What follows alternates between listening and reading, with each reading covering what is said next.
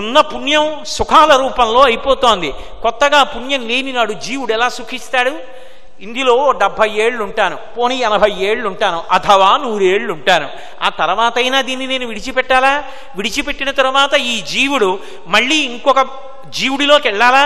గజేంద్రమోక్షణ ఘట్టంలో గజేంద్రుడు అంటాడు, నానానేక పయూధముల్ పెద్ద కాలంబు వనములో సమ్మానింపం దశలక్ష కోటి కరణీనాథుండనయ్యుండి మా దానాంబ చందన లతాంతఛాయలం దుండలేక నిరాశ ఇటేల వచ్చిది భయం బిట్లో గదే ఈశ్వర అంటాడు. దశలక్ష కోటి కరణీనాథుండనయ్యుండి 10 లక్షల కోట్ల భార్యలు నాకన్నాడు. ఈ జన్మలో ఉంటే కోటేశ్వరరావు అన్న పేరుతో ఈ శరీరంలో ఉన్నాను, అది ధర్మపత్నిగా ఉంది. ఇత పూర్వం ఈ జీవుడు ఎక్కడున్నాడో, ఎవరు భార్యో, ఎవరు బిడ్డలో ఎవరికి తెలుసు. కాబట్టి ఈ జీవుడు 100 సంవత్సరముల తరువాత అయినా ఈ శరీరం విడిచిపెట్టి ఇంకో శరీరంలోకి వెడతాడు కదా. అప్పుడు ఇల్లు కావాలిగా, బట్టలు కావాలిగా, భార్యని పోషించుకోవాలిగా, బిడ్డల్ని పోషించుకోవాలిగా, డబ్బు కావాలిగా. ఏదడ్డు పెట్టి ఈశ్వరుడు ఇస్తాడు? చేసిన పుణ్యము కర్మము తప్ప ఇంకా ఏదీ వెంట వచ్చేది లేదు. ఆ పుణ్య సముపార్జనకు మార్గం ఏది అంటే అతిథిని ఆదరించుటయే. అందుకే అతిథి కుటుంబ సభ్యుడు కావాలి. అంటే ప్రతిరోజు అతిథిని ఆరాధించడం అనేటటువంటిది ఉండాలి. ఈ దేశంలో ఒకానొకప్పుడు సంప్రదాయం ఏమి అంటే ఇంట్లో అతిథి లేకుండా, అతిథికి ఆచమనం వెయ్యకుండా అసలు అన్నం తినేవారు కాదు. అతిథికి పెట్టి అప్పుడు అన్నం తినేవారు. అంత మర్యాదతో కూడుకున్నటువంటి కుటుంబ విలువలు కలిగినటువంటిది. అందుకే అలా ఒకరికి పెట్టకుండా దాచుకోవడం ఇంటి యజమానికి యజమానురాలికి అలవాటైందనుకోండి, తర్వాత కొడుక్కి కోడలకి కూడా అదే లక్షణం వస్తుంది. వచ్చిందనుకోండి, పుణ్యం పూర్తయిపోయిందనుకోండి, సిరిదా వచ్చిన వచ్చును సలలితముగా నారికేళ్ల సలిలము భంగిం సిరిదా పోయిన పోవును కరిమింగిన వెలగపండు కరణిని సుమతి. మధ్యపతనం అయిపోతుంది ఐశ్వర్యం. ఒకరికి పెట్టినంత కాలమే ఐశ్వర్యం పెరుగుతూ ఉంటుంది. ప్రవహించిన నీటికి దుర్వాసన ఉండదు, కానీ నిలబడిపోయిన నీటికి దుర్వాసన వస్తుంది. డబ్బు అంటేనే, లక్ష్మి అంటేనే, కరెన్సీ అంటేనే దట్ విచ్ ఫ్లోస్. వెడుతున్నంతసేపే ప్రయోజనాన్ని ఇస్తుంది. దాచేశారంటే దానివల్ల ప్రయోజనం ఉండదు. అందుకే ఎక్కడైనా సరే అలా దాచేయడం అలవాటైతే ఈశ్వరుడు అంగీకరించాడు.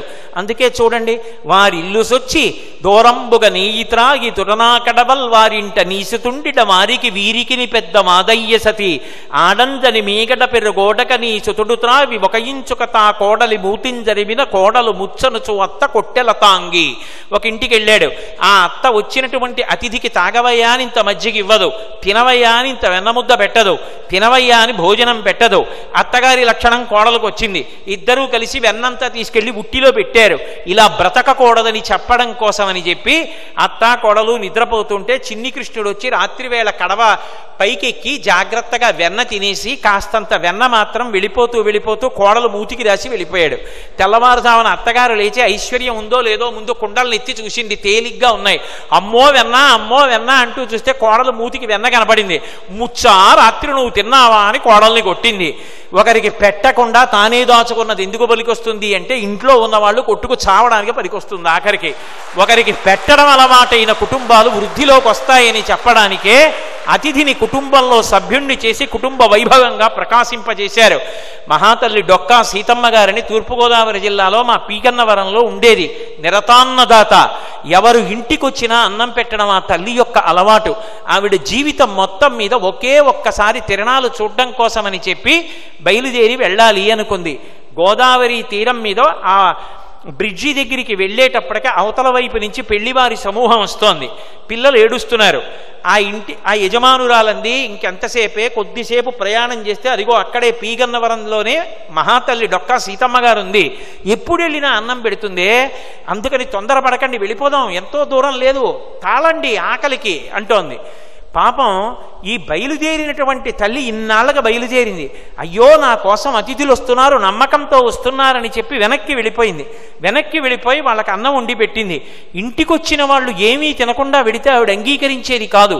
కనీసం రాచిప్పలో ఉన్న, పూర్వం రాచిప్పలను ఉండేవి, అందులో ఉన్నది కాస్త చింతకాయ పచ్చడి తీసి చేతికి రాసేదిట. కనీసం ఆ చింతకాయ పచ్చడి నాకైనా వెళ్ళాలి. ఇంటి ముందు నుంచి వెళ్ళిపోతూ ప్రసవ వేదన పడుతున్నటువంటి జమీందారు కూతుర్ని తన దగ్గర పెట్టుకుని పురుడు పోసి నెల్లాళ్ళుంచి పచ్చం పెట్టి పంపించింది. ఆ మహాతల్లి దగ్గర అన్నం తినడానికి ఒకప్పుడు శ్రీ మహావిష్ణువే వచ్చి అన్నం తిన్నారు. తర్వాత పొలంలో లంకె బిందెలు పడ్డాయి. అటువంటి తల్లి బ్రతికున్నంత కాలం పెట్టడం ఒక్కటే వచ్చిన తల్లి. ఏదో ముళ్ళపూడి వెంకటరమణ గారు కక్కిగారు అమ్మాయి వ్యాసంలో రాసుకుంటూ ఏదో ఇచ్చుటలో ఉన్న హాయి వేరెచ్చటను లేనే లేదని అని మా అమ్మ నాకు నేర్పిందని చెప్పినట్టుగా డొక్కా సీతమ్మ గారు బ్రతికున్నంత కాలం అన్నదానం చేస్తే ఆఖరణ ఆవిడ శరీరం పతనమైపోయినప్పుడు అమలాపురం దగ్గర అగ్రహారంలో కూర్చుని బ్రాహ్మణులు మాట్లాడుకుంటుంటే ఆకాశంలో కాంతిపుంజం పెడుతోంది. అది చూసినటువంటి విద్వాంసులన్నారు, ఎవరో మహానుభావుడు శరీరం విడిచిపెట్టాడన్నారు. భగవాన్ రమణులు శరీరత్యాగం చేసినప్పుడు కాంతిపుంజ రూపంగా శరీరం ఎలా వెళ్ళిందో, డొక్కా సీతమ్మ గారు శరీరం విడిచిపెట్టినప్పుడు కాంతిపుంజంలా ఆవిడ ఆత్మ ప్రకాశిస్తూ ప్రయాణం చేయడం ఎందరో చూశారు. ఆవిడని తన పట్టాభిషేకానికి రమ్మని లండన్ నుంచి యువరాజు కబురు చేశాడు. అంతటి నిరతాన్నదాతట. ఆవిడికి నమస్కరించి పట్టాభిషేకం చేసుకుంటానని. నేను రాను ఆయన సముద్రాలు దాటి నాకెందుకు వచ్చిన ఈ సత్కారాలు, నేను రాను అంటే కలెక్టర్కి ఆర్డర్ వేసి కనీసం ఆవిడ ఫోటో పంపించమంటే ఆవిడ ఫోటో తీయించుకుంటే పెద్ద ఫోటో పంపిస్తే లండన్లో యువరాజు పట్టాభిషేకం చేసుకునేటప్పుడు డొక్కా సీతమ్మ గారి పెద్ద చిత్తరువు పెట్టుకుని భార్యతో కలిసి నమస్కరించి పట్టాభిషేకం చేసుకున్నాడు. పెట్టడం అనే దాని చేత తరించిపోయిన తల్లి డొక్కా సీతమ్మ గారు. అతిథులు వస్తే ఆదరించి రమణ మహర్షి ఆత్మ కనబడినట్టు కనపడింది ఆవిడ వెళ్ళిపోతుంటే. అలా భాగవతంలో రంతిదేవుడు ఆయన వచ్చిన అతిథి కల్లా అన్నం పెట్టాడు. 40 రోజుల పైచిలకు అన్నపానాలు లేకుండా ఉండిపోయాడు. ఆఖరణ ఎవరో తీసుకొచ్చి ఇంత పాయసం మంచినీళ్లు ఇచ్చారు. తిందామనుకున్నప్పుడల్లా అతిథి వచ్చాడు, పెట్టేశాడు. చిట్ట చివరికి మంచినీళ్లు తాగబోతున్నాడు. ఎవరో వచ్చి మంచినీళ్లు కావాలి, ప్రాణం నిలబట్టలేదన్నాడు.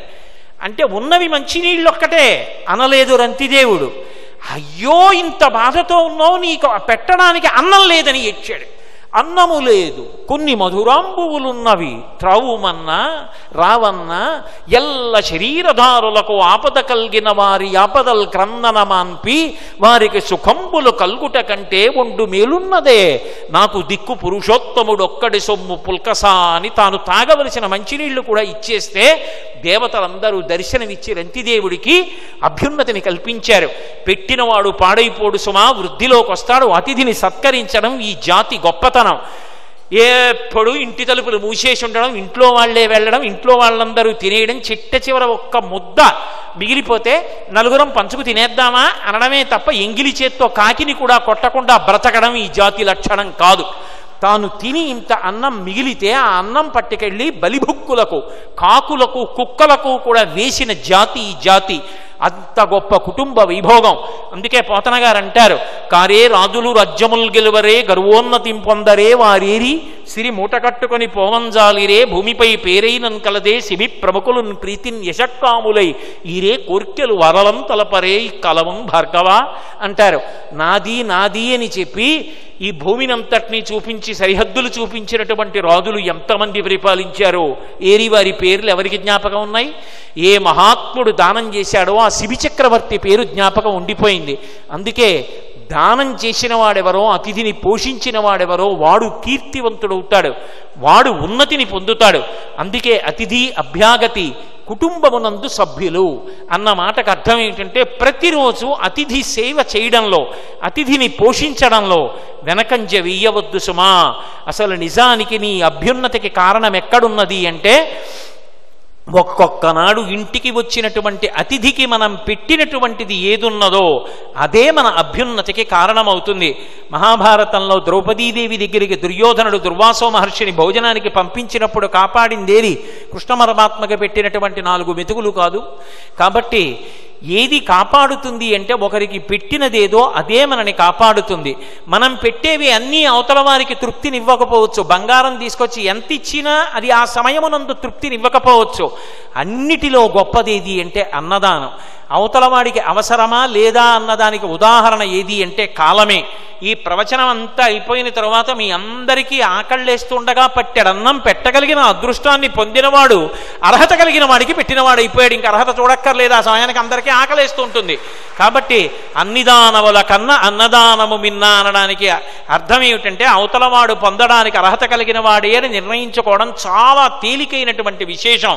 అంత గొప్ప అతిథి చిట్ట చివరికి ఈ కుటుంబ వైభవం ఏమైపోవాలి అంటే వ్యక్తి మా నాన్నగారు, మా అమ్మగారు, మా అన్నయ్య, మా తమ్ముడు, మా చెల్లి, మా కోడలు మంచిదే.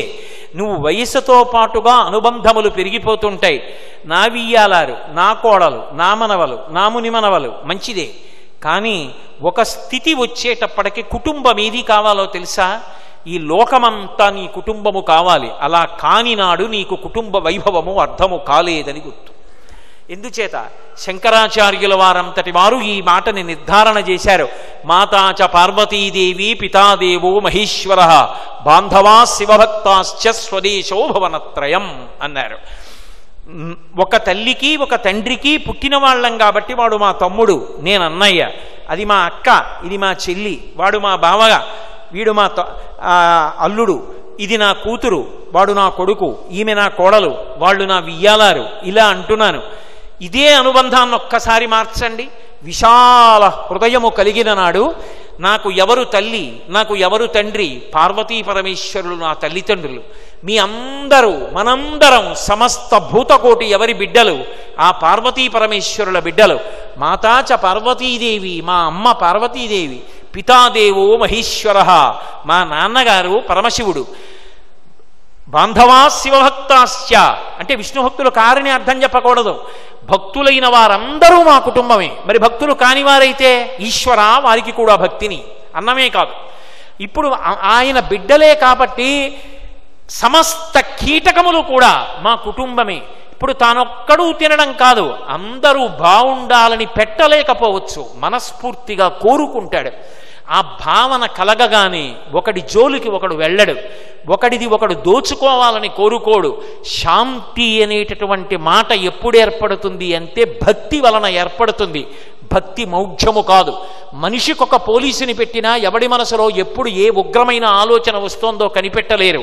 కానీ భక్తి ఏర్పడిన నాడు మనమందరం ఆ పార్వతీ పరమేశ్వరుల యొక్క బిడ్డలం అనుకున్న నాడు అర్ధరాత్రి వేళ పెద్ద కుండపోత వర్షంలో తడిసిపోతూ నవయవ్వనంలో ఉన్న ఒక్క ఆడది వెడిపోతున్నా, నా చెల్లెలు, నా అక్క, నా తండ్రి శంకరుని యొక్క కుమార్తె, నేను ఆయన బిడ్డని.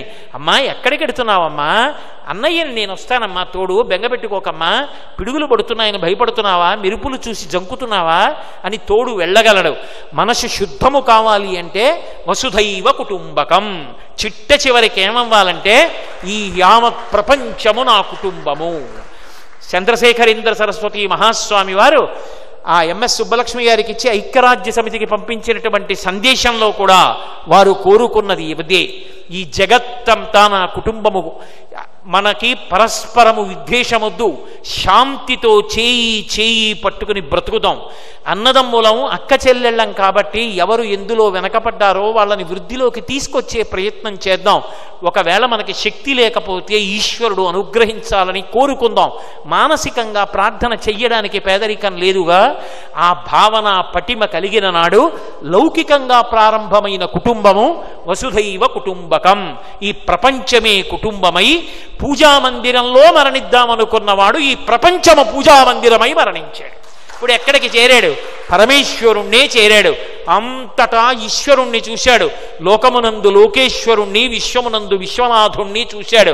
తాను అంతకన్నా భిన్నం కాకుండా అంకోలం నిజబీజ సంతతి రయస్కాంతోపలం సూచికా సాధ్వీ నైజ విభుం లతాక్షితరుహం సింధు సరిద్వల్లభం ప్రాప్నోతీహ యథా తథా పశుపతే పాదార విందద్వయం చేతో వృత్తిరుపేత్య తిష్టతి సదా సా భక్తిరిత్యుచ్యతే అన్నట్టుగా ప్రవహించి ప్రవహించి ప్రవహించి వెళ్ళినటువంటి నది నామరూపములను విడిచిపెట్టి సముద్రమునందు సంగమించినట్టు లౌకికంగా ప్రారంభమైనటువంటి కుటుంబము చిట్ట చివరికి వెళ్ళేటప్పటికి వసుధైవ కుటుంబకమై కుటుంబ విలువగా, కుటుంబ వైభవంగా ప్రకాశించి నువ్వు అందరి శాంతికి కారణమై, నిన్ను చూసి అందరూ అలా బ్రతకడం అలవాటై, నీ తర్వాత నీ బిడ్డ, నీ బిడ్డ తర్వాత నీ మనవడు అందరూ లోకశాంతి కొరకు కారణమై భారతదేశం యొక్క సంస్కృతి వైభవాన్ని, భారతదేశం యొక్క సాంస్కృతిక వారసత్వ సంపద ప్రవాహంగా ఇలాగే ఎప్పటికీ ప్రవహిస్తూ ఉండాలని దానికి పునాదిగా నిర్మించి పరస్పరోద్ధరణ వేదికగా ఏర్పాటు చేసినది కుటుంబం. అటువంటి కుటుంబ వైభవం ప్రకాశించి మనందరినీ కూడా ఉద్దీపింపచేసి భారతీయ సంస్కృతి వైభవము నిలబడేటట్టుగా మనందరం బ్రతకడానికి కావలసినటువంటి సమస్త విభూతులను పరమేశ్వరుడు తన నిర్హేతుక కృపాకటాక్ష వీక్షణముల చేత మనకందరికీ ప్రసరించుగాక అని సర్వేశ్వరుని ఆ దివ్యమంగళ చరణారవిందములకు సాంజలిబంధకంగా నా శిరస్సు తాటించి నమస్కరిస్తూ గత 3 రోజులుగా 2 గంటల సేపు నేను మాట్లాడుతున్నా. అయ్యో, నడకదారి అని కూడా చూడకుండా ఒకరి మీద ఒకరు కూర్చుని ఇంత ప్రేమతో భగవంతుని యందు ఇంత విశ్వాసంతో సనాతన ధర్మంలో ఉన్న కుటుంబ వ్యవస్థ మీద ఉన్న పరమ నమ్మకంతో పరమ ఆర్తితో ప్రఫుల్ల వదనములతో విన్న మీ అందరికీ నా హృదయపూర్వకమైనటువంటి కృతజ్ఞతలను అభినందనలను అందజేస్తూ మళ్ళీ ఈశ్వరుడి యొక్క శాసనమైనప్పుడు తిరిగి కలుసుకుందాం.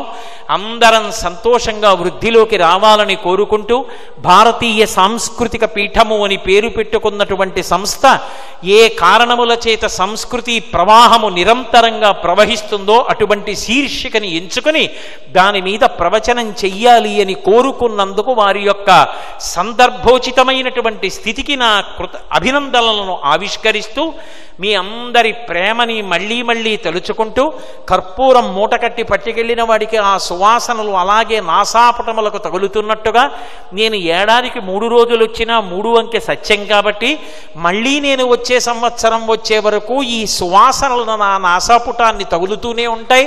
చెన్నై తెలుగువారి యొక్క ప్రేమ నిరంతరం నా మనసులో కదులుతూనే ఉంటుంది. మనందరం ఒక్కటే కుటుంబమని వేరొక్కసారి మనవి చేస్తూ మంగళాశాసనపరై పదాచార్య పురోగమై సర్వైశ్చ పూర్వైరాచార్యై సత్కృతాయాస్తు మంగళం. మంగళం కోసలేంద్రాయ మహనీయ గుణాత్మనే చక్రవర్తి తనూజాయ సర్వభౌమాయ మంగళం. ఉమాకాంతాయ కాంతాయ కామితార్థప్రదాయినే శ్రీగిరీశాయ దేవాయ మలినాథాయ మంగళం. సర్వం శ్రీ ఉమామహేశ్వర పరబ్రహ్మార్పణమస్తు. స్వస్తి.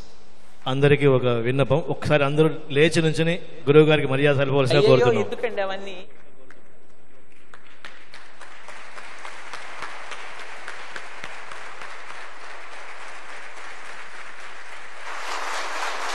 కృతజ్ఞతలు. అందరూ ఆశీనులకు మనగా కోరుతున్నాం. అందరూ తిరిగి ఆశీనులు కండి. ఇంకా చిన్న చిన్న ఫార్మాలిటీస్ కొన్ని ఉన్నాయి మనకి, అవి కూడా. ఈ భారతీయ సాంస్కృతిక పీఠం దాని ద్వారా జరిగే కార్యక్రమాలు తెలుసుకోవాలని కుతూహలం చూపేవారు వారి పేరు, ఫోన్ నెంబరు, మెయిల్ ఐడిని bharatiya@gmail.com సంప్రదించండి. అందరి సౌలభ్యం కొరకు ఈ కార్యక్రమం, ఈ కుటుంబ వైభవం కార్యక్రమం వీడియోని www.bharatiya.in వెబ్సైట్లో అప్లోడ్ చేయడం జరుగుతుంది. మీకందరికీ మరొక విన్నపం, ఇది భారతీయ సంస్కృతి పీఠం వారి 10వ సంవత్సరం 10వ వార్షికోత్సవం. ఇది యాక్చువల్గా దీనికి అందరికీ భారతీయ సంస్కృతి పీఠం వారి అధ్యక్షులు, ఉపాధ్యక్షులు, కోశాధికారి, కార్యదర్శులు అందరికీ కూడా మరొకసారి మన మనపూర్వక కృతజ్ఞతలు, అభినందనలు తెలియజేద్దాం.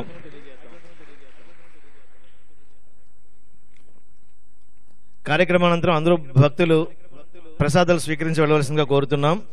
అట్లాగే 5, 6, 7 తేదీల్లో అంటే రేపటి నుంచి రాత్రి 8 గంటల నుంచి 10 గంటల సమయంలో ఈ కుటుంబ వైభవం SVBC ఛానల్ ద్వారా ప్రసారం చేయబడుతుంది. కాబట్టి మీరు, మీ బంధువర్గం కూడా అందరూ చూసి తిలకించవలసిందిగా కోరుతున్నాం.